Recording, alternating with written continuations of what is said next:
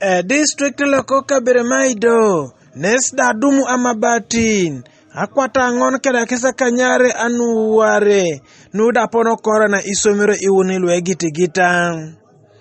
Osomeroi da lwe meda untos kesda moratos senti Karoli Luanga ko Kaberemaido o Kapel Primary School kotem loka aperikira kosodi kaga Primary School kotomonada Ochero Town Council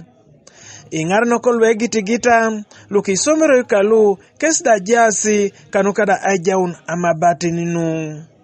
aradisi lako Kaberemaido ngesta bu kibuch lui jaun to Abaatin kanuka nyundabe ito soma oko jokan to the beneficiaries.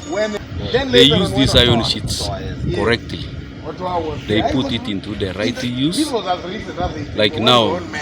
St. Carol is getting 232 pieces for roofing the 4 classroom block. They should use it for roofing the classroom block, not again diverting it into their own personal gains. Because there's that tendency from either the SMCs or the school management in general. Be un nenu be Apugan idilobere kede mabati ana Apugan mi wu menon be sukulun wu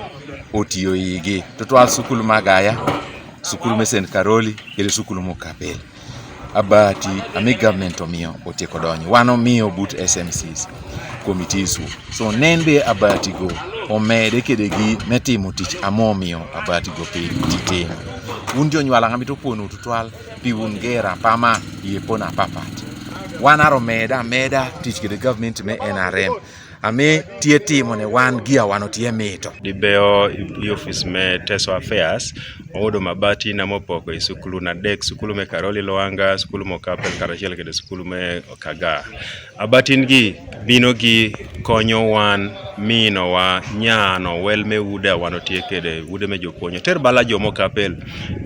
okanya kino diko gero ot me apuonya metie are wang achiel nan kamo guro ot ni ero mino jopuonye wel me jopuonye buti sukulu ito malo dokon lia mano kene jopuonye kame buto sukulu tingo malo wel mi sawana me jopuonye ria makin kedi dwe ya duogi mere komino waudo kare me improving standards onyo kita me dwe timo keda penya imeda una kesa potko limdaibe eraibo rena jok na arebuna aingarai ni kesi no ejaikini Abaatin akwatara kaisa unaluare elose ngarakini so etemo kina ationis na laboratory yare kine ationis na library Iuni kine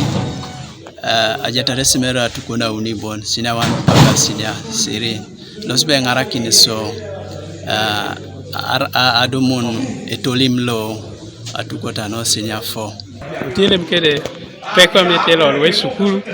acheri komdi enot me jopuonye do nane but na living wa mayaro budwa min wa winyo me buron me jopuony iko reducing number me jopuonye butoko iko chako duogi sukul nambere era dokite tuchiel biro mabati karo mino oguro class oguro dormitory manyira liko konyowa mina nyira buti skulu ena mi kare menyime wodi tie kere contact person kere jopuony wodi tie diko wodi banyira go sa moro kono mkati be Michael Onyinge TV East ko Kaberemaido district